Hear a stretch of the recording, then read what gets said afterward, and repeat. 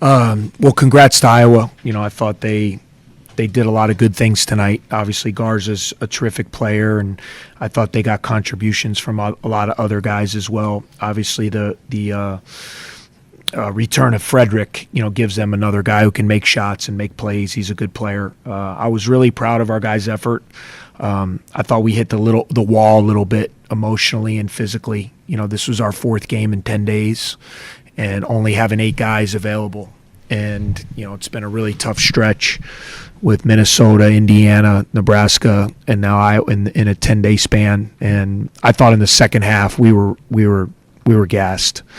And we tried to take a couple timeouts, and we were hanging around. It was at 6. It was kind of at 7. But we could never really kind of find, the energy and the fight that's needed to beat a team like Iowa, and give them credit for that. And then they hit us with that little burst to push it from 7 to 15, which kind of got it out of reach. And, obviously in the second half, you look at our shooting, and a lot of that to me was fatigue, because we really weren't cranking a lot of threes, even though they were playing zone. I thought we did a good job of getting the ball into the middle and getting it around the basket. We were having a hard time finishing and getting to the foul line. So our guys need some rest. We'll have a day off tomorrow and give ourselves a couple days to try to get ready to head out to Illinois.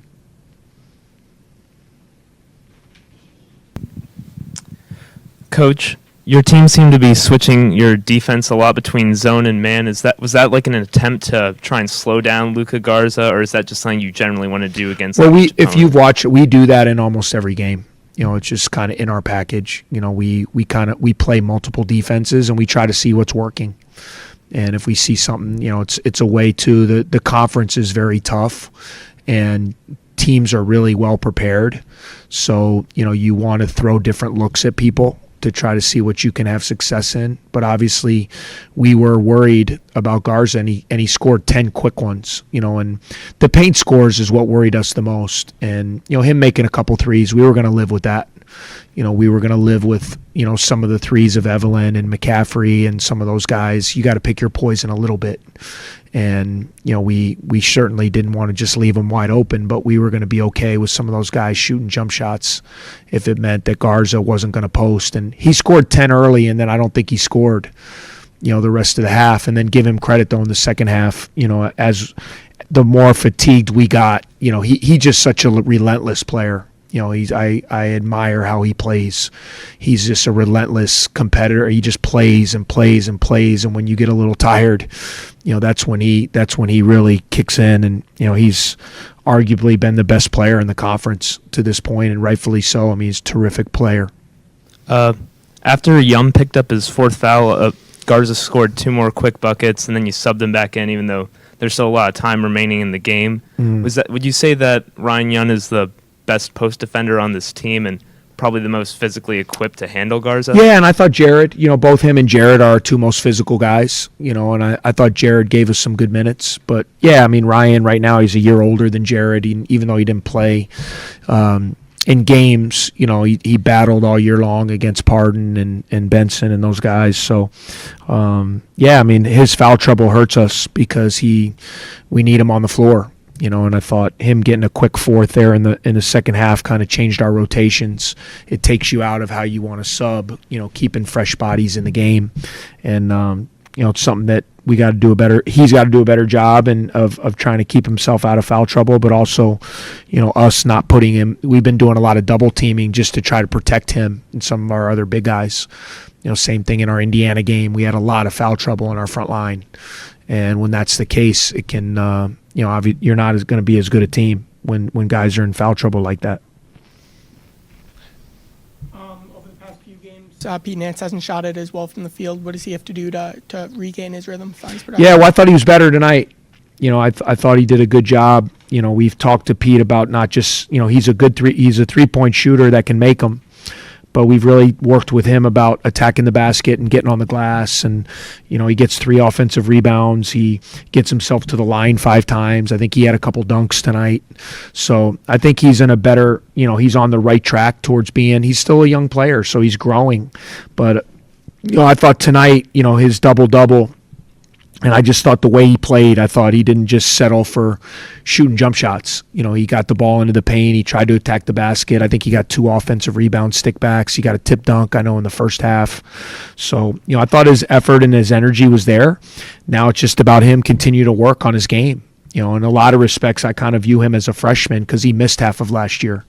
So these games and him getting, out there and playing and figuring out are just, it's invaluable experience for these guys. And while they're getting that experience, we're trying to find a way to win. And certainly we're down 2 starters, but no one cares about that. You gotta go with who you got. And so I really appreciate our guys' effort tonight. I really just thought the wear and tear of the last 10 days really reared its head in the second half, and then they pounced on us, and that's what good teams do.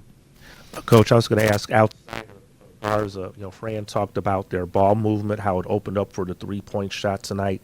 They were 10 of 22 from 3, and that was, I think, probably another key difference in the game tonight. Yeah, no, they're very sharp offensively. I thought, they always have been. They're a good offensive team. And they had 24 assists. I thought the ball was popping, the ball was moving. They were getting it side to side, and they were really executing well. And that's why I thought even in the second half, to hold them to 40% shooting in the second half. I thought our defense got better.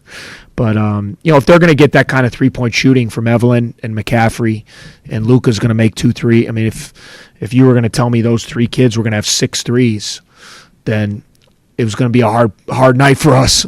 And so give them credit for stepping up and making those shots. First half there, you had a big advantage on the glass. I think it was like 22-11 and 15-2 and second chance points. Like, what happened to flip that in the second half? Again, I hate to keep saying it, but I just thought we were exhausted. I just thought our guys. I took a couple early timeouts in the second half because of that. I was just trying to. I just thought we got really tired, and part of it is them. They play with pace, so I'm not just blaming the schedule, but they play a fast pace. They get you tired with their ball movement and how fast they play and all those kind of things. But I thought our energy in the second half was not near what it was in the first, and you see it in effort plays. Offensive rebounds, loose balls. I think the first 2 or 3 possessions of the second half, I think they had 4 or 5 offensive rebounds, and they weren't getting those, and we were getting all those in the first half. So, our guys, man, they gotta get in the ice tubs. They gotta get away from the game, and we'll get back to the drawing board. Congrats to Iowa. It's a good to get, not a lot of road wins out there. They came in and handled their business and got a good win, and now we got to get ourselves together and recharge and try to get ready for the next game. Now, first half, Miller Kopp starts off hot with 14 points, and then second half, they keep him in check, but then Barron takes over. How does it help your offense having multiple guys who can handle that scoring load? Well, we have to continue to develop in that area. 62 points is not going to be enough, and we, at 35 in the first half and 27 in the second, we got to find ways to get more, guys going in that regard, and it's not, again, I thought Miller, a lot of his shots in the second half were short. He's been logging a ton of minutes and carrying a huge load for us on both ends of the floor during these last 2 weeks. And I thought he was probably the biggest culprit of, just having tired legs. But the emergence of Robbie has been really good for our team. And that's what happens with young players when they get opportunity to play a lot, and now because of the injuries and his emergence, he's got a chance. He's been playing almost 30 minutes a game, and that's how you get better. And I think he's getting more confident. He made some really good moves that he didn't, he missed it, made a great move, missed a dunk, had a couple around the basket, that he's going to finish as he continues to get this experience and gets a little stronger and figures things out. So it's been exciting to watch his development over these last 3 or 4 games, and then hopefully when we can get Boo back, then you add another young guy out there that got some ability. So we certainly miss his scoring. His last 2 games, I think he's got 51 points. So you take that out of the lineup, it's going to hurt. But I'm proud of what the other guys have been doing, and we got to find a way while he's out to continue. AJ Turner, continue to get him aggressive and scoring, and certainly Pat didn't have one of his best nights tonight, and I know he'll bounce back in the next one. Iowa outshot you guys from three. I know that's something you guys struggled with last week at Minnesota too. Do you think you need to be shooting more from behind the arc, or is it just too tough with the perimeter defense? Yeah, we just got to take what the game gives us, and in a lot of respects, again, like, with the guys we're playing, we don't have a lot of great 3-point shooters. That's just not their makeup. I mean, they can make them, but Miller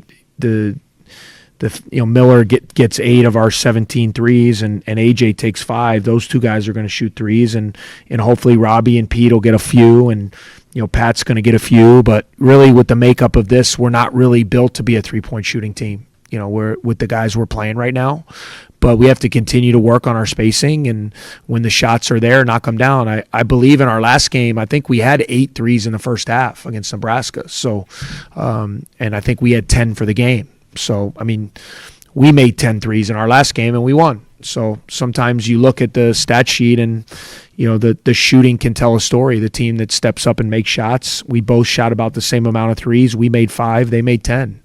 And you lose by 13. That's plus 15 from the 3-point line. So, that's certainly going into every game is a big concern. But you got to pick your poison with those guys. If you start hugging and getting all over the 3-point line, then Garza's going to get 50 like he did against Michigan or some of these other games. So you got to figure out when you play really good teams, like how do you want to try to guard them and what are you going to live with?